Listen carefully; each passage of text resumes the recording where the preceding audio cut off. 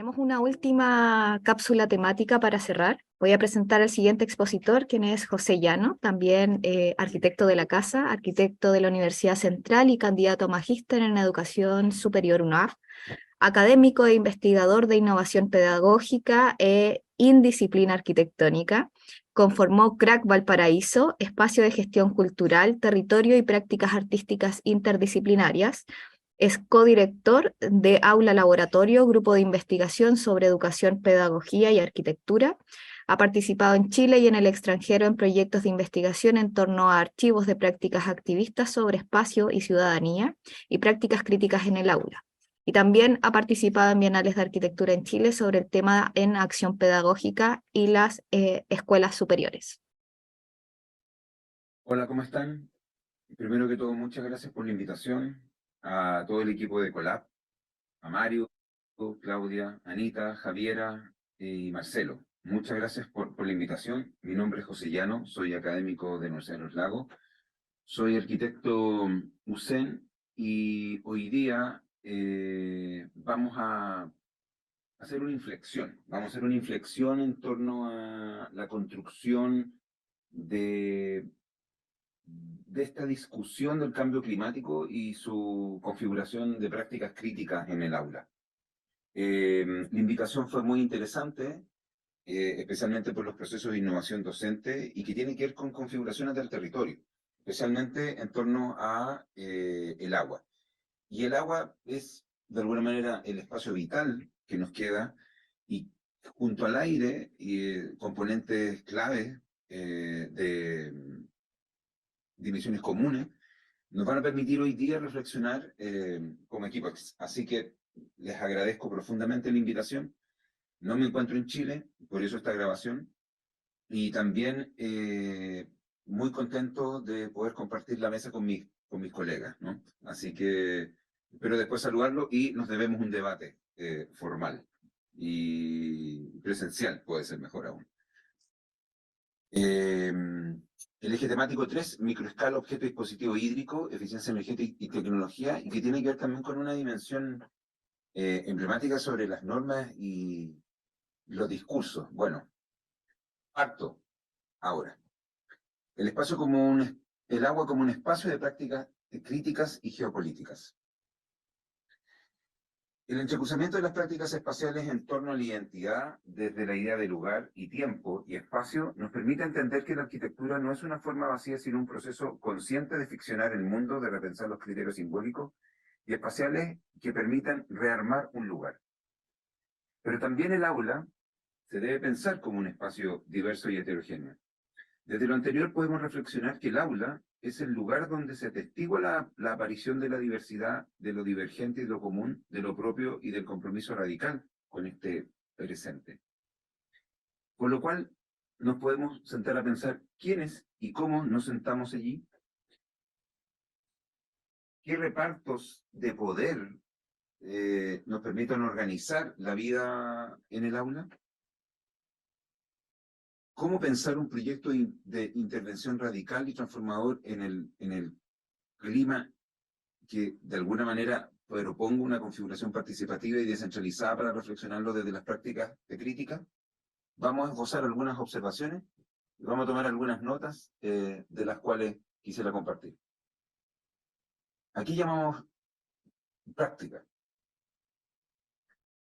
Hay una urgencia contemporánea por entender y atender sobre cómo construimos una convivencia estética política, más heterogénea, más diversa, y desde la antropología se ha ido reflexionando sobre los modos de hacer y se refiere a una habilidad propia y singular de un territorio. Estos modos de hacer tienen un valor colectivo y que permite diferenciarse de lo homogeneizador. Hoy las ciudades se construyen y se forman desarrollando barrios muy parecidos unos a los otros, por lo cual las nociones de lo colectivo, la noción del espacio y la idea de lugar y tiempo permiten una convivencia de diferencias, reconociendo un cuerpo social como una segunda naturaleza, más diverso, más estratégico. Un ejemplo de lo anterior son estos barrios que migran, en los cuales alojan una convivencia cultural mucho más amplia, habitando y rehabilitando las costumbres y los lugares y los barrios. ¿Y por qué su desarrollo espacial? ¿Por qué los tipos de práctica construyen un desarrollo espacial? Al trabajar el espacio, la idea de lugar y tiempo, dentro de una convivencia más amplia y reconocimiento de un cuerpo social más diverso, las prácticas cotidianas se esparcen como memorias en el territorio. Son una especie de narraciones espaciales temporales que despliegan particularidades culturales. Y por otro lado, las formas de los materiales de los objetos que habitan en el espacio público, que finalmente son una especie de indicio sobre cómo habita un cuerpo social en el lugar, ubican a las prácticas sociales y su desarrollo espacial como una manera de leer el lugar. Son una combinación mucho más heterogénea de objetos de estudio dentro de una comunidad. Estas prácticas de desarrollo espacial son una especie de observaciones participantes que se atribuyen microdiferencias y que amplían y que combinan las formas de narrar y leer un lugar. Son esas diferencias y particularidades posibles que permiten leer el espacio y a su vez habitan y diversifican el sentido de los lugares. ¿Por qué la práctica espacial tiene un interés en la arquitectura? Las prácticas no son abstracciones ni tampoco utopías, sino todo lo contrario. Son exploraciones, son operaciones físicas y materiales importantes que permiten interpretar en una comunidad una cultura desde el espacio, tiempo y lugar. No hay ninguna condición urbana a priori. Las prácticas espaciales tienen un interés en la arquitectura porque permiten dilucidar el lugar de la praxis, es decir, el lugar de los modos de hacer, que permite reconocer un sentido de autonomía e independencia, también en la dimensión política.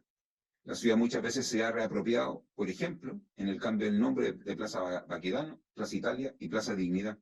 Y no es un dato más sino una marca social a través de una práctica que genera una serie de repertorios estéticos como espaciales de una actividad humana. La propuesta social, a partir de eso, tiene que ver con un campo simbólico. Esto significa que hay un objeto de transformación ubicado en un acto ético y poético, como una relación existente y real. Por ejemplo, todo el recorrido, en el caso de las marchas, después de la revuelta social, tuvieron una resonancia principalmente en las calles. Este proyecto, que es muy interesante, que se llama La Ciudad como Texto, no solamente recompone o reconoce los desbordados de los lenguajes de transformación espacial, sino que también ubica en la resonancia de el tipo de tejido que se leyó en el espacio público retransformando esa dimensión. Aquí llamamos una práctica crítica.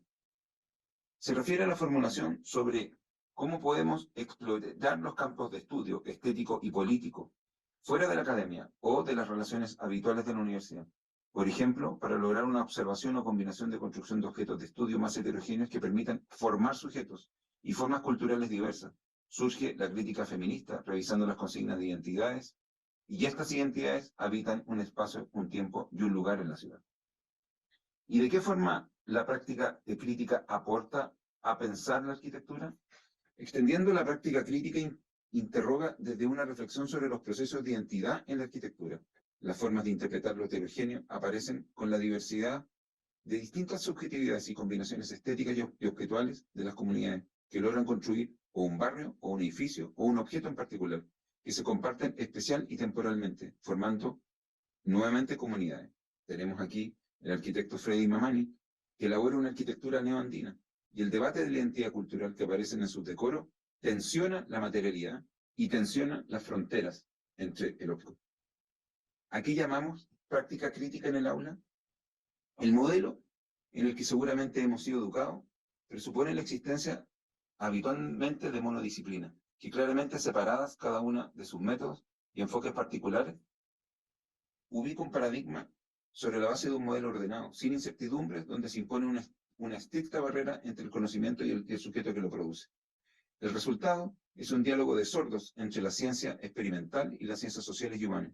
La consecuencia de esta forma de ver es promover solamente transformaciones mecanicistas de la realidad, donde se construye y se altera un aspecto que solamente está predeterminado, o se podría alcanzar un fin previamente planificado.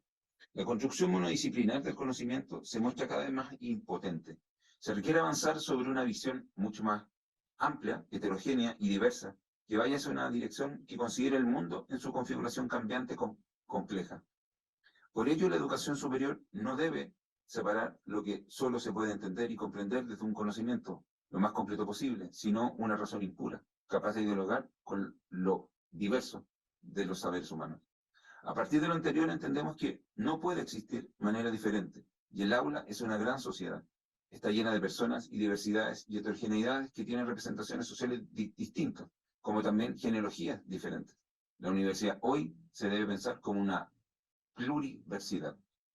La práctica crítica en el aula es un espacio pedagógico crítico que desarrolla un plan de trabajo a partir de la heterogeneidad de identidades y sus valores simbólicos. Las prácticas críticas en el aula son una acción directa que especula sobre las formas de pensar o ficcionar una realidad, debatiendo las formas de construcción del sujeto o los objetos culturales para lograr esa pluriversidad. Desde esa dimensión anterior, he querido explicar qué son las prácticas, ¿no? Y qué tipo de prácticas críticas son las que construyen una reflexión en el aula. Reflexión en el aula porque hay un campo hoy día de innovación docente que apunta a que el espacio pedagógico, los tipos de materiales pedagógicos, impulsan una reflexión que no está predeterminada, sino que se abre sobre ciertos campos de investigación.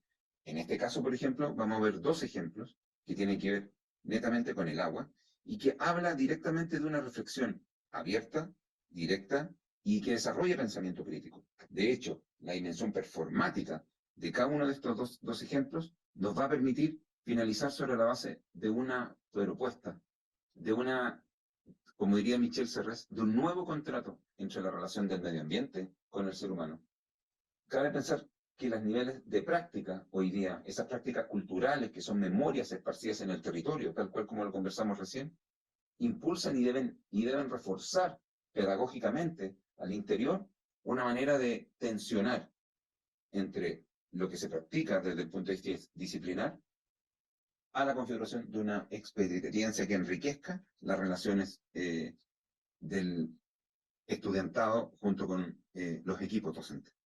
Vamos a los dos ejemplos particulares en torno al agua como práctica crítica y geopolítica. Vemos acá un proyecto de Diego Avellán y Joaquín Lucas, arquitectos de la Universidad de Alicante, que fue su proyecto de título, de inicio de carrera, que se llama Una piscina geopolítica. Y vamos a explicar el proyecto. El fotolibro resume 2 años de una intensa investigación y reflexión sobre el cambio de paradigma arquitectónico en la Vaga Baja, que es una zona y que está ligada a la huerta y al regadío. Y esto afecta directamente a una serie de predios. Y el conflicto de la relación entre el campo y las potencialidades parcelas es que el agua pasaba de lo público a lo privado. Los campos que tenían un valor para cultivar comenzaron a venderse para construir casas con piscina. El agua que se llevaba a esos campos pasó a servir para llenar piscinas privadas, un disfrute privado y hedonista. Tanto Lucas como Avellán encuentran inspiración para llevar este proyecto libro a una reflexión entre el agua y la dimensión política y comunitaria. Este proyecto, de alguna u otra manera, también tiene que ver con una fricción de un investigador y también teórico, Georges Bataille, que en el año 1949 ya podía prever que el mundo se iba a arreglar o a reconfigurar por excedentes que contemplaban de quién tiene más y quién seguirá deseándolo más hasta el final. Esta lectura provoca que ambos arquitectos se centren en este detalle en el mundo de la construcción. Todos los sistemas que acumulan y después crecen, los entendemos como un sentido promotor que quiere que la ciudad crezca a través del dinero. Al parecer, habitar la Vega Baja y la segunda teoría que presenta esta dimensión a través del dinero es sobre la excedencia. Es muy interesante, de alguna manera, el proyecto porque hoy las piscinas que están en las casas no están declaradas. Hay un territorio vasto donde hay casas y esas casas tienen piscinas y el agua, que antes era pública, hoy día es privada. Y de alguna manera, este catastro que empezaron a catalogar y que se llamó La Mancha Azul, empezó a determinar una cartografía de datos que comenzaron a dar cuenta sobre cómo se construía la relación entre el agua y el territorio.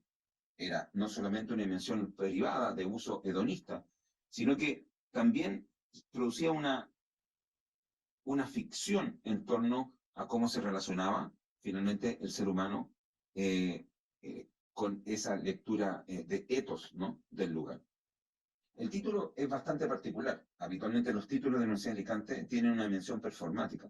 Lo que hizo Diego y Joaquín fue levantar esta cartografía de, yo creo que más de 5.000 piscinas en el territorio. Y esas 5.000 piscinas empezaron a leer la ciudad de una manera distinta. Lo que ellos hicieron en título fue hacer una piscina. Fue hacer una piscina que le instalaron para montar y desmontar debajo del viaducto. Y como lo estamos viendo en el costado izquierdo, al tipo que está nadando, el dibujo de no son azulejos, sino que son las plantas de las 5.000 piscinas del territorio de la Vega Baja, ¿no? Entonces, es muy interesante este detalle, porque aquí vemos, por ejemplo, el dibujo de la piscina con todas las plantas de las piscinas del territorio, y esta piscina performática que decide aplicar una serie de conocimientos constructivos al servicio del arte, tienen los datos de todas las piscinas del lugar, desde las 5.000 a todo el registro del territorio, que son más de 22.400 piscinas. Y de alguna otra manera, esta lectura va construyendo una piscina que corresponde finalmente a una denuncia social. O sea, la dimensión performática de estas piscinas hacen una denuncia, construyen una atención crítica desde el agua para dar un paso más allá. Y ese paso más allá no se llena de cualquier forma, sino que se llena en el fondo desde una fuga, ¿no? Desde una fuga que de alguna manera refleja una lectura del territorio crítico. Esta metapiscina está a su vez construido a partir, en el fondo, de un diseño particular. Avian se sumerge en la metapiscina y Lucas toma algunas instantáneas dándose un baño geopolítico. Todo ello está construido bajo una investigación en el fotolibro que vemos en pantalla. Al final es un truco visual en tanto los materiales, y lo que se busca es averiguar cómo construir una narración con los datos y adaptarlo a todo. Cada una de estas piscinas y magnitudes tienen una época y están catalogadas de manera visual. Este enorme despliegue de datos expone las mayores fricciones entre la dimensión pública y la dimensión privada. Construye un mapa de azules y explica la antigüedad de las construcciones. Más oscuro es más contemporáneo y más claro es más antiguo. Así, vecinos de la Vega Baja, este verano no recurráis, ¿no es cierto?, a buscar desesperadamente a los amigos para la piscina. Mejor podemos reflexionar en qué consiste la privatización del agua.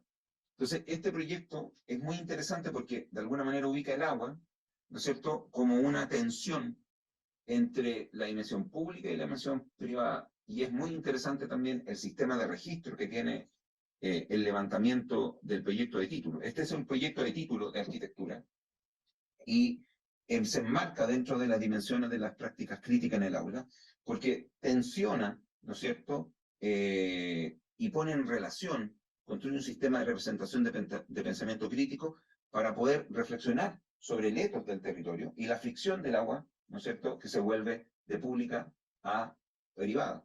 Y la dimensión performática, si me disculpan, voy a ir hacia atrás, se abre directamente en el fondo sobre esta piscina y a su vez, como bien comenta, hay todo un sistema de registro donde de alguna manera se instala una reflexión que permite acompañar este sistema de vinculación con el territorio desde una dimensión performática.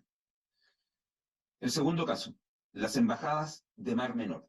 El Mar Menor es una de las mayores lagunas litorales del Mediterráneo y ocupa cerca de 13.500 hectáreas de la costa de la región de Murcia.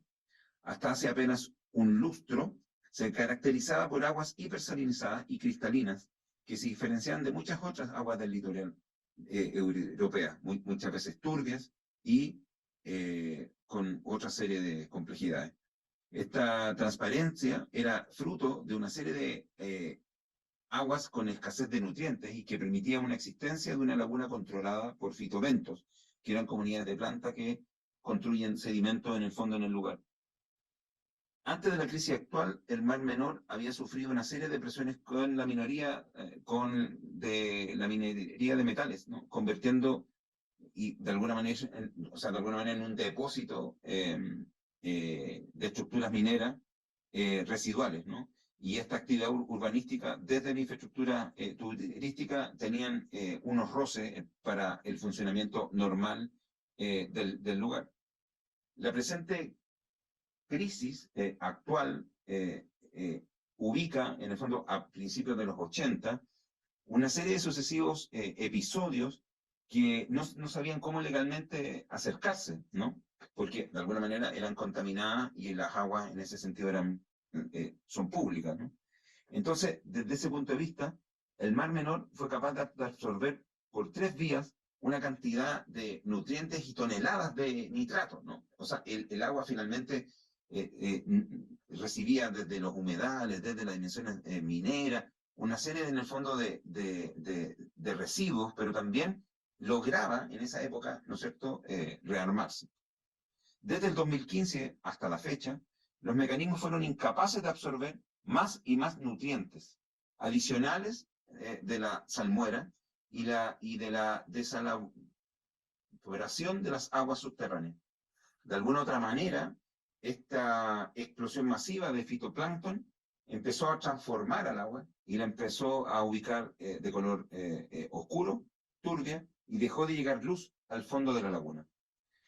Todas las comunidades de fitobentos no fueron capaces de poder sobrevivir sin luz y murieron el 85% de toda esa materia muerta.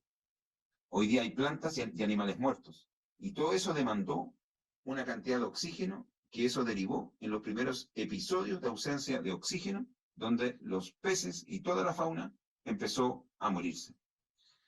El Mar Menor había cambiado totalmente su funcionamiento y ya no estaba controlado por los fitobentos, sino que esta columna de agua que metabolizaba los nutrientes disponibles dijo adiós a las aguas cristalinas. El 12 de octubre del 2019, tras unos episodios de lluvias torrenciales, hubo una mortandad impresionante de peces y de fauna en el Mar Menor. Frenéticamente se produjo una serie de protestas que complejizaron directamente cada uno de los humedales del lugar.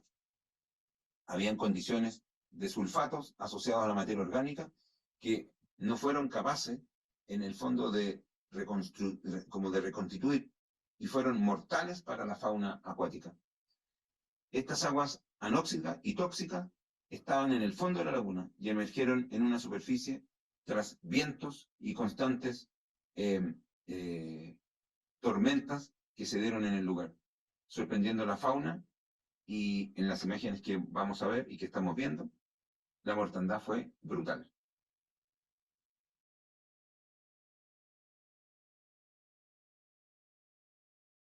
Estudio de Brava, que es un estudio de arquitectura y de investigación, elabora lo siguiente. Hasta no hace mucho, la catástrofe medioambiental del Mar Menor había sido mediatizada exclusivamente desde los efectos de las acciones sobre la laguna y había tenido sobre los intereses del ser humano solo pérdidas materiales y económicas en playas y pueblos producidas por las danas. El preocupante estado de las aguas debido al número de especies que aparecían ahogadas y su impacto en el sector turístico o pesquero eran factores que aludían a una comprensión antropocéntrica del ecosistema basadas en la explotación del territorio. Sin embargo, a raíz de las imágenes de la muerte en directo de animales de la laguna, una nueva visión sobre la situación del Mar Menor, acompañada de una conciencia ecológica, ha emergido en algunos equipos de humanos produciendo movilizaciones sociales que han tenido como hito la ley de personalidad jurídica del Mar Menor. Desde ahora el ecosistema se convierte en un sujeto de pleno derecho y cualquier ciudadano puede exigir la reparación de los daños causados por el mismo. La propuesta de las embajadas del Mar Menor lee las emergencias y plantea la necesidad de instituir entidades específicas para dar voz a todas las entidades heterogéneas que tienen intereses dispares sobre la laguna, con el objetivo de crear un marco propicio para la creación de redes que movilicen acuerdos y desacuerdos en torno a imaginarios alternativos para el Mar Menor.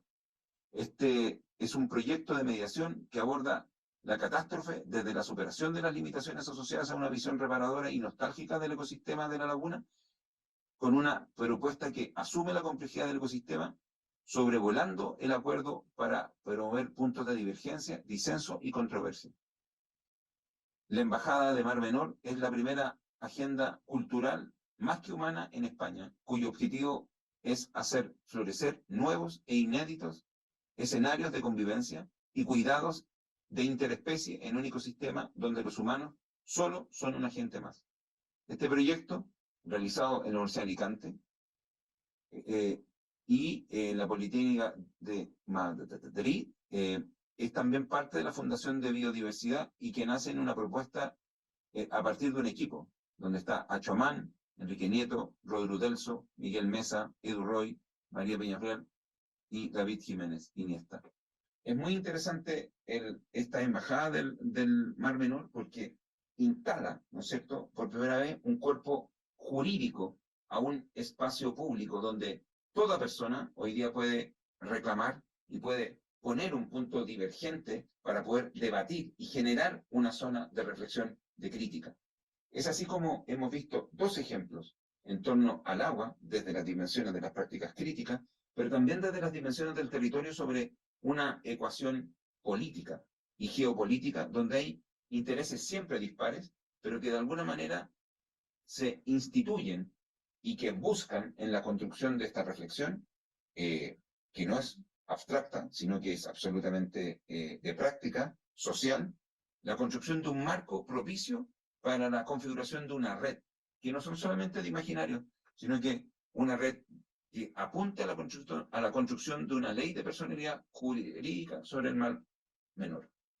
Con esto quiero terminar y de alguna manera como reflexionar y extender una idea que surge a partir de lo que se desarrolla desde las prácticas críticas en el aula y especialmente en estos dos casos que son interesantes de poder reflexionar. Prácticas críticas, y voy a hacer una observación sobre la descolonización de la naturaleza. Una propuesta a modo de reflexión es configurar la descolonización de la naturaleza, es decir, la construcción de una conciencia sobre la materialidad del mundo. Así como Michel Serres propuso dos palabras que se enlazan entre la dimensión científica y tecnológica, y nos referimos a la dominación y posesión, hoy la descolonización de la naturaleza es un proyecto poliédrico que implica rescatar a la naturaleza y desarrollar un nuevo contrato natural sobre la ecología política.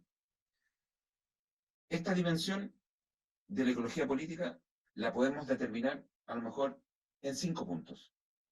El primer punto, que de alguna manera podría proponer esta descolonización de la naturaleza, es reflexionar sobre la acumulación por disposición que tiene lugar hoy esta economía de los combustibles y lo que ha provocado hoy día una crisis política y social. La actual crisis del cambio climático es una crisis política entre la dimensión corporativo-estatal y el medio ambiente. El sentido de la descolonización, que debe ver su reflejo en las economías verdes y en la práctica corporativa, es proponer un camino legislativo que establezca una integración biocéntrica de los seres humanos y el medio ambiente, con el fin de que sea reconocible las economías del decrecimiento selectivo y una distribución equitativa para nuestros sistemas sociales. Creo que es muy interesante el pensar en esta descolonización de la naturaleza desde el punto de vista virtuoso del decrecimiento. Y este decrecimiento pone en tensión las dimensiones corporativas estatales y el medio ambiente, lo que busca de alguna manera esta primera reflexión, yo le llamo artículo, de este nuevo contrato natural, como diría Michel Serres, es entender de qué manera hoy día el campo legislativo establece una integración biocéntrica de los seres humanos con el medio ambiente. Eso es clave para que yo no se tensione ese proceso. Y lo que busca, de alguna manera, la dimensión del decrecimiento selectivo es una distribución equitativa para nuestros sistemas sociales de lo que significa finalmente estos procesos de desarrollo. Un segundo artículo que es muy interesante es construir un espacio social natural y el cual debemos superar la idea y situar al ser humano ya no como el centro de la universalidad, sino que acoger distintas prácticas multiespecies para releer nuestra relación con el medio ambiente. Este segundo artículo lo que propone es entender que somos parte de un sistema heterogéneo, que no somos especiales y que de alguna manera esa proposición ya no está construida de una manera jerárquica, sino que hay un conocimiento situado que nos instala en una reproposición singular y conceptual sobre eso. El artículo número 3 es la búsqueda de una nueva comunalidad que proponga una ecosofía y una base de organización social, política y económica post-antropocéntrica, organizada en torno al clima para mantener las diferencias y reconocer la materialidad y los agentes no humanos, que tienen circuitos de causalidad y que se extienden más allá de los orígenes humanos. Es interesante pensar en este tercer punto de la nueva comunalidad, porque estas ecologías que en un momento presenta Félix Guattari en el texto sobre ecosofía y a su vez sobre ecología, nos propone en el fondo repensar la revolución del progreso para recomponer o abrir un mundo posible a partir de un nuevo medio tecnológico y que a su vez reconozca estas singularidades colectivas para entender que al parecer la ecología no tiene que ver básicamente en el fondo con una recomposición, sino que tiene que ver básicamente con una reflexión tecnológica social sobre lo que nos podría permitir reintegrar, al parecer, al hombre con el medio ambiente. El cuarto artículo de este nuevo contrato social y natural podría construirse desde un devenir de complejas ecologías multiespecie, como lo planteado en Haraway, o Latour, o como Timmy Morton, donde se debería repensar la naturaleza para desarrollar una ecología sin la naturaleza, es decir, acabar con las formas de representación que permite la explotación de lo natural. Es muy interesante la visión que tiene Tim Morton en torno a pensar que esa ecología es sin la naturaleza, ¿no? Hay un pensar nuevo en torno al desarrollo estético de la ecología, donde de alguna manera, si la explotación natural tiene que ver con una dimensión antropocentrista, hoy día se debe integrar sí o sí la dimensión de lo no humano para reubicarse directamente sobre un circuito ya no de causalidad, como ya lo habíamos visto antes, sino que sobre un devenir distinto, ¿no? Y de alguna forma, como bien dice la imagen, la ecología sin lucha de clases es jardinería. Y es muy interesante el eslogan, porque de alguna manera tensiona lo que ya habíamos hablado de las prácticas críticas con esta formulación contemporánea. De alguna otra manera, esta formulación contemporánea también nos reflexiona sobre qué tipo de arquitectura estamos haciendo en relación a esta ecología sin la naturaleza. Hay un libro, se llama Geostories, que son las imágenes que estamos viendo, y que cuando hacen un corte de ese edificio, hacen el corte desde la atmósfera hasta lo más profundo de la Tierra. Por ende, la consideración final de un objeto no está condicionado solamente al suelo o al medio ambiente artificial, sino que está condicionado a cada uno de los factores cualitativos que van construyendo finalmente esta dimensión proyectual. Artículo número 5. Debemos ubicar la cultura humana y el medio ambiente desde una igualdad post-antropocéntrica, como lo plantea The World of Matter, redefinir la naturaleza como un sitio de especulación estético-conceptual, prestando especial atención a las luchas sociales contra el control corporativo y analizando cómo se ha desarrollado el discurso sobre los derechos de la naturaleza. De alguna manera, redefinir lo sensible tiene que ver con crear conciencia de la materialidad del mundo. Estos 5 artículos, que podemos sacar como una especie de reflexión, no es ninguna conclusión, pero sí una reflexión, vienen desde las prácticas críticas y estos 2 ejemplos que vimos, como la piscina geopolítica y a su vez la embajada de Mar, de Mar Medio, ¿no? O sea, yo creo que del Mar Menor, disculpen, esta configuración de redefinir lo sensible apunta directamente a una forma de construir nuestra relación de derecho ambiental, sin embargo, no desde una política en el fondo antropocéntrica, sino que integrándonos directamente en el fondo a una naturaleza consciente, ¿vale? Tanto del ser humano como del no humano.